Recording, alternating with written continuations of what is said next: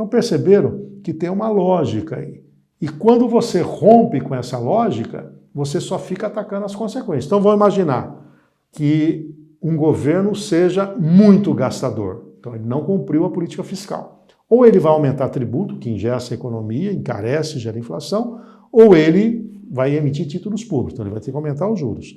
Quem é que vai fazer o ajuste? O Banco Central. E no caso brasileiro, o Banco Central é autônomo e independente. Inclusive, por força de lei, o mandato do atual presidente, que é o Roberto Campos Neto, não coincide com o mandato do presidente Lula. Por sinal, o Roberto Campos Neto vem da equipe econômica do Paulo Guedes. Então vejam só, errou na política fiscal, que está ligado, por exemplo, ao Ministério da Fazenda, ao Ministério do Planejamento.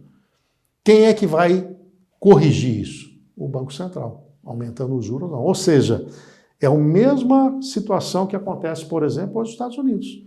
A economia americana não se estabiliza na inflação, quem é que dá o tom sobre os juros? O Banco Central norte-americano. E o que isso afeta? Aumentou os juros, a bolsa cai, aumentou os juros, fala-se em recessão, porque as empresas não vão produzir. Então tem uma lógica econômica, e quando fere essa lógica, não há dúvida que as consequências são desastrosas. Passa a impressão, por exemplo, com um gasto maior, de que a população mais carente vai ser beneficiada no curto prazo, porque esse gasto, boa parte está indo para a área social, mas esse mesmo cidadão carente, quando for no supermercado, quando for na mercearia, quando for no bar, quando for fazer uma viagem, quando for pôr combustível, esse mesmo cidadão vai perder poder aquisitivo. Então não faz sentido você não cumprir a lógica macroeconômica.